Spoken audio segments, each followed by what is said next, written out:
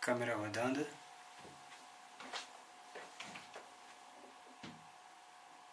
'Áudio rodando. 1, 2, 3 e... Opa, e tudo bem? Está recebendo aqui o elenco, quer dizer, o elenco, parte do elenco, né?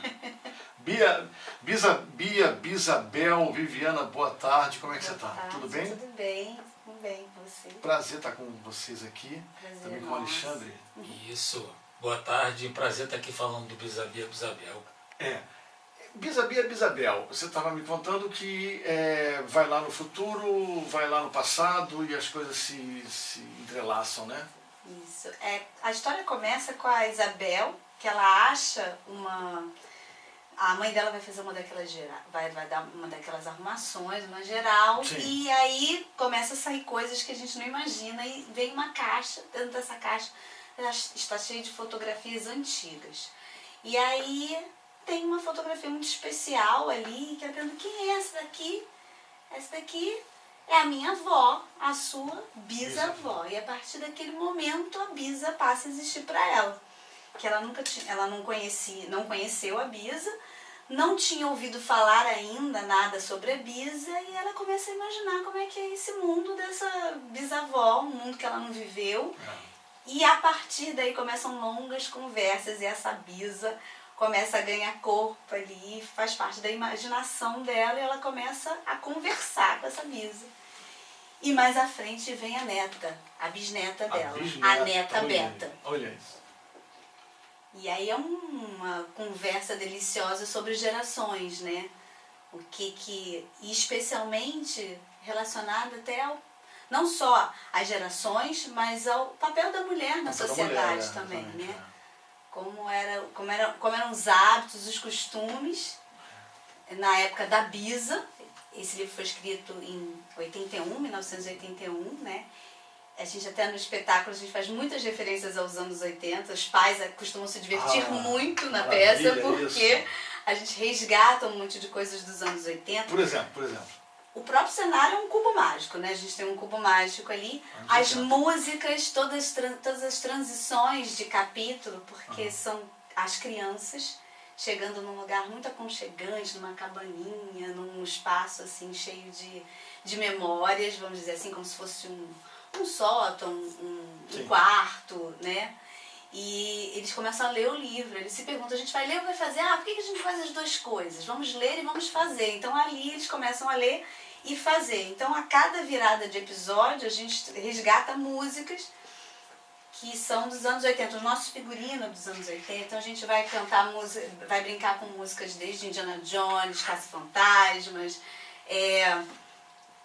Na Chuva na Rua, Uma Casinha de Sapê. A gente vai brincando assim com várias referências dos anos 80, no figurino, no cenário, na encenação.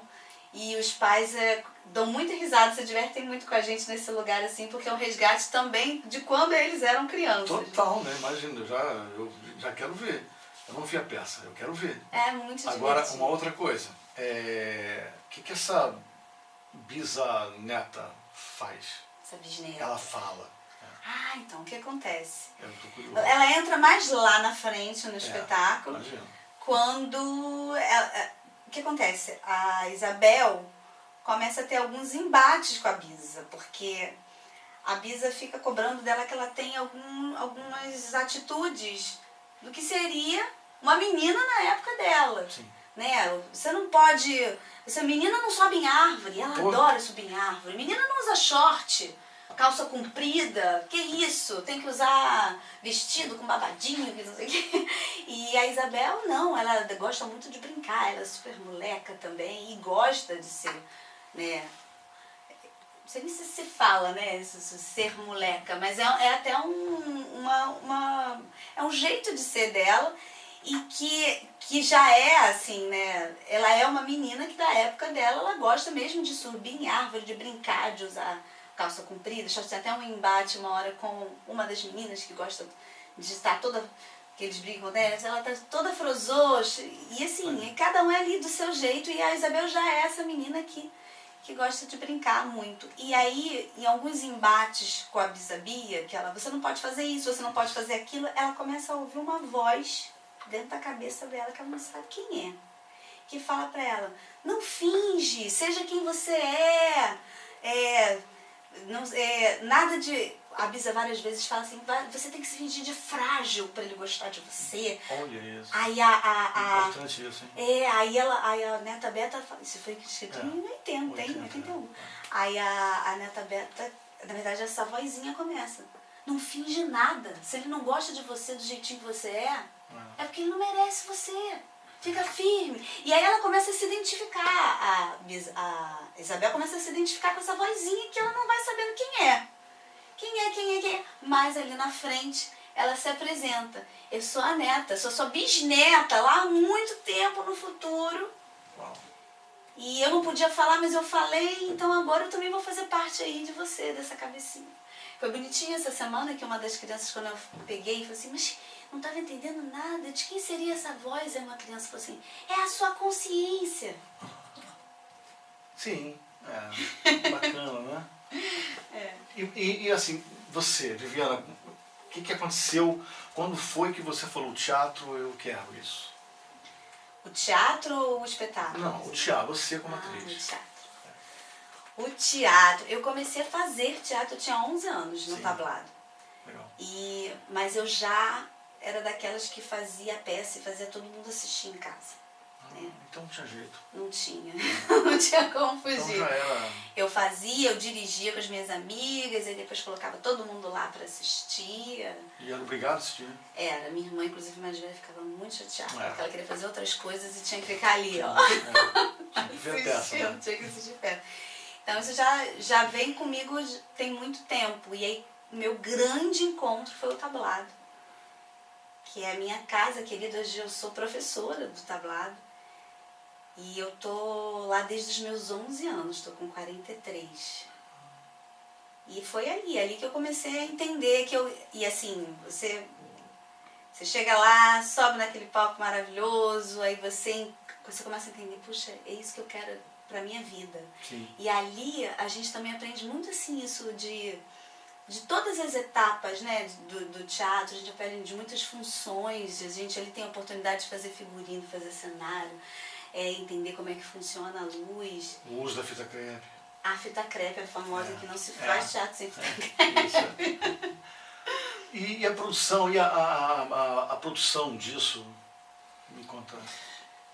Eu sou ator também, nesse espetáculo não estou atuando, estou na produção.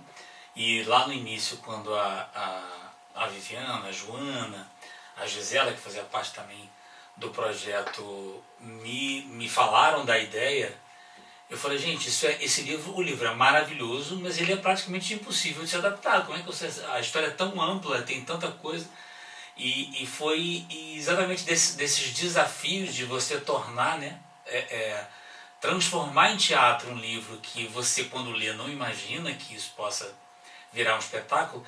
É desse desafio que nasce um espetáculo que acabou ganhando 7 prêmios quando foi feito, né, na primeira temporada. Ganhou o melhor espetáculo do ano nas 2 premiações principais.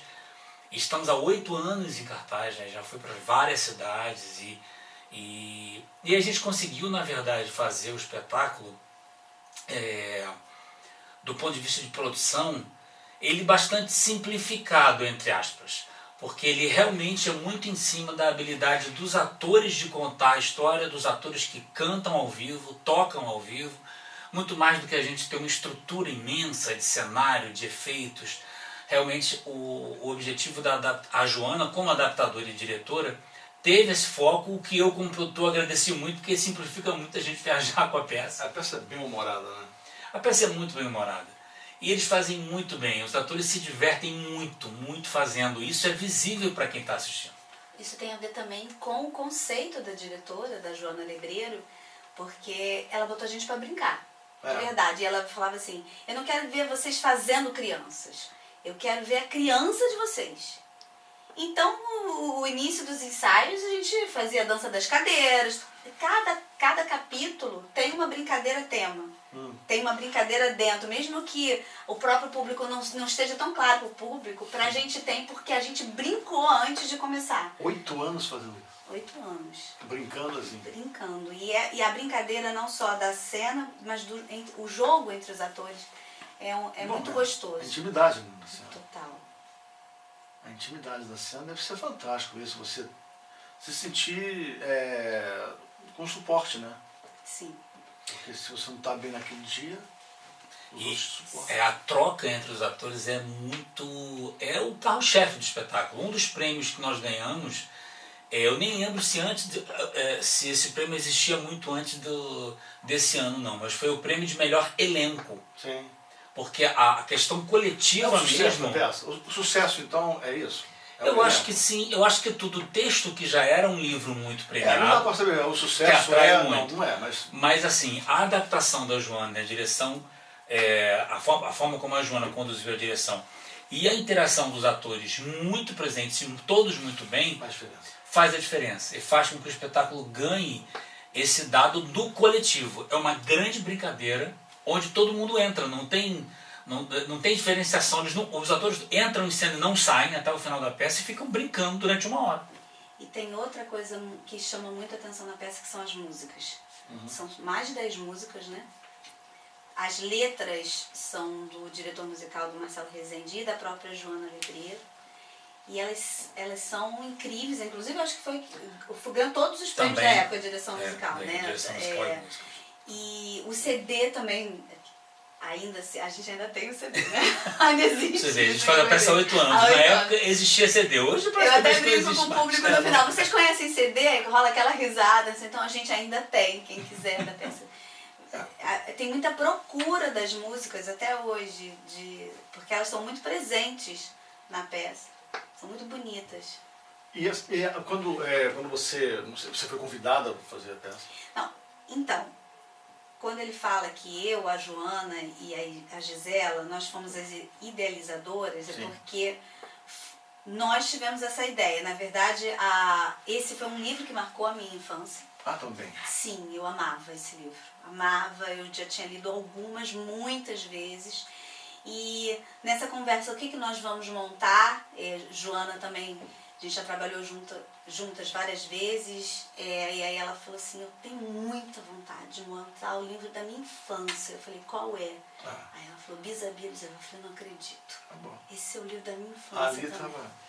Aí também chamamos a Gisela nessa que amava o Bisabia Bisabel e formou as 3 ali, né? E aí a gente começou a chamar e a Joana falou, vou fazer essa adaptação. Ela primeiro pensou em chamar uma pessoa e depois ela falou, não, eu mesma vou fazer. E teve até esse processo que todo mundo que pegava, era muito engraçado. Mas como é que vocês vão montar isso? Esse livro é muito legal, mas é muito difícil. Como vocês vão botar isso em cena? Uma bisneta, uma bisa que morre. E é muito bem escrito, muito bem feito, e aí ficou aquela coisa. A adaptação é tudo. E a adaptação dela, essa concepção dela de botar essas crianças lendo e fazendo, eu acho que foi a grande sacação. E porque nesse lugar tudo cabe, inclusive em algum momento, quando a história realmente se complica, porque eles estão lá brincando, aparece a neta Beta, ela diz, eu vi essa foto que você tirou, mas ela tinha perdido o retrato, a Isabel, durante a peça. Ela diz, como é que você pode ter me visto com esse retrato se eu perdi o retrato? Aí as crianças, os personagens crianças param tudo. Peraí, não estou entendendo nada. Que é o que exatamente o público deve estar pensando. Eu não estou entendendo nada. Aí, peraí, parou, não estou entendendo nada. Como é que ela pode, não sei o que, papapá. Aí, voltamos no livro. Vai explicar agora, volta tudo. Então tem inclusive essa licença poética da gente de vez em quando parar e dizer, não estou entendendo, isso não é assim. Deixa eu fazer esse personagem. Tá bom, faz você. Então, a adaptação mesmo. Foi o que se pôs romana. E acabou sendo a grande sacação, assim, da peça. Teve alguma apresentação que se destacou, assim, que vocês lembrem? Aquela foi a melhor de todas? Ou todas são as melhores de todas? A gente sempre tem umas apresentações muito, muito legais. Estou pensando que se tem alguma em especial, porque já foram tantas temporadas. Mas 8, né? 8 anos. 8 anos, a gente passou por muitos 8 teatros. anos, fizemos fora do Rio, fizemos em vários locais do Rio, fizemos nas arenas culturais, né, pela cidade. E outras capitais também, e assim, não sei se é uma sorte, assim, a gente quase sempre vai muito bem de público. Então a nossa sensação é sempre que ao longo de um mês de temporada, por exemplo, numa cidade, ou num final de semana ou dois em outra cidade, quando termina, tem sempre gente, mas por que não vai continuar? Por que não fica mais? Porque o público vai chamando, tem uma energia tão positiva o espetáculo, que quem vê volta na semana seguinte. É a melhor publicidade. É a melhor divulgação, né? A melhor divulgação de todas. É a pessoa que vem e chama a avó, e aí chama a mãe e o vizinho, volta com o vizinho. É muito comum isso, dizer que a pessoa voltou com um amigo, com um primo. Trazem as bisas. As pessoas trazem as bisas. Essa semana me procurou uma pessoa no Instagram e falou assim: a minha bisa se chama Bia e eu queria levá-la para assistir. Tem acessibilidade? Tem sim, vai lá. Faz parte do projeto Arte por toda parte. Exatamente. Isso. Essa é uma prova que é arte por toda parte. Isso. E tem uma coisa muito bacana também, que também faz parte, é muito forte na adaptação, que é a presença do livro em cena. Então, isso é uma coisa que a gente ouviu de muitas crianças e as mães depois comentando, que a criança sai com vontade de ler o livro. Então, a gente consegue juntar essas duas coisas. Como o tempo inteiro são as crianças assumidamente dizendo que estão contando uma história desse livro e mostram, né, a gente tem uma versão nossa de uma capa do livro, cada criança tem um livro, né, cada ator tem um livro, sim. O livro é um personagem. Então, isso é uma coisa muito bacana também. A gente depois ouvir a mãe dizer, poxa, meu filho que não tinha lido, quis ler, e aí descobriu aquela autora e depois outro autor. Então você desencadeia aí um processo. É um estímulo à leitura, né? E ao brincar também, né? Ao livro como um espaço de diversão, de um espaço gostoso, né? Nós estamos aqui na Casa de Cultura Laura Alvim. Pergunto para os senhores. Um momento mágico, uma memória afetiva aqui na Casa de Cultura Laura Alvim. Vocês têm? Na história Na história de vocês. A história da Laura Alvim, não a nossa história. Não, a história de vocês. O que você acha que já veio aqui? Eu vim aqui na década de 80, 90, eu frequentava muito aqui. Eu lembro muito daqui num momento engraçado da vida. Estudante de teatro, eu participei de um festival de teatro aqui. E era o dia da tal da premiação. E eu estava na formatura da minha irmã. E aí me ligaram assim, Vivi, corre pra cá que você foi indicada. Olá. Vinha eu vestida de formatura, toda maquiada. Não levei o prêmio, mas fui indicada. Mas eu lembro muito de eu chegando aqui assim, esbaforida. Ai, mas foi bom estar aqui. E você? Olha, eu já vim assistir tanta coisa aqui, nossa, logo também desde os anos, sei lá, final dos 80, 90, 2000, muitos espetáculos. Fiz espetáculo aqui mais de uma vez, fiz cursos aqui sempre foi um local de muitos cursos, né? Então eu lembro de muita gente falando, tá tendo uma oficina no Laura Alvim, e aí você vinha conferir, tinham 3, 4 professores em horários diferentes, então isso é muito bacana. E uma coisa que eu vinha sempre assistir aqui, que eu vinha sempre prestigiar, porque eu sempre fui encantada com a Companhia Atores de Laura. Os trabalhos lindos, eles estão em cartaz, vou lá assistir. É verdade. E vi espetáculos incríveis aqui, não sei se eu conseguiria lembrar de muitos agora, vi marcantes para mim, acho que vi uma vez a Denise Stoklos fazendo nos 500 anos, né, da descoberta do Brasil, vi o Tony Ramos aqui com o Dan Stubach, que foi um sucesso. Eu acho que se eu ficar aqui 10 minutos, eu vou lembrar de uns 20 espetáculos no mínimo que eu assisti aqui, incríveis, assim. É uma referência 35 anos. Exatamente. Fora essa proximidade da praia, eu lembro muito, assim, né, mais jovem, shows de também. estar ali na praia, vamos dar um tempo pra gente já emendar aqui. Eu lembro da Cássia Eller fazendo um show aqui perto, não sei onde foi. Ele depois veio pra cá. Interessante isso. Eu fiz um espetáculo aqui em 2006, se não me engano, que foi um interrogatório, que se não entrou pro Guinness, não entrou porque ninguém avisou, porque o espetáculo tinha 24 horas. Era a direção do Eduardo Wotze, que era o interrogatório do Peter Weiss. Ele foi de 6 horas da tarde de uma sexta-feira às 6 horas da tarde do dia seguinte, ininterruptamente. O texto que montado inteiro duraria 6 horas, ele era em looping, é um interrogatório que não parava. Por exemplo, uma experiência que eu participei aqui, incrível, absolutamente falar. Ela foi o julgamento dos nazistas, né? Que é baseado numa história real, super barra pesada e tal. Enfim, se eu ficar aqui eu vou lembrar de 20. Então ok, vamos pedir um café. Vamos então lembrar de 20. É um espaço lindo, É. né? Não. Essa Sensacional. exposição também tá lindíssima. 35 anos de Laura, muito legal. E agora a gente inaugurando a Rádio Laura, radiolaura.com, que é muito interessante, muito bacana, muita gente boa participando. E para terminar, eu queria perguntar para vocês, pode parecer uma pergunta boba, mas no fundo não é. Qual a importância do investimento cultural no teatro, do patrocínio do teatro? Vai aí, produtor.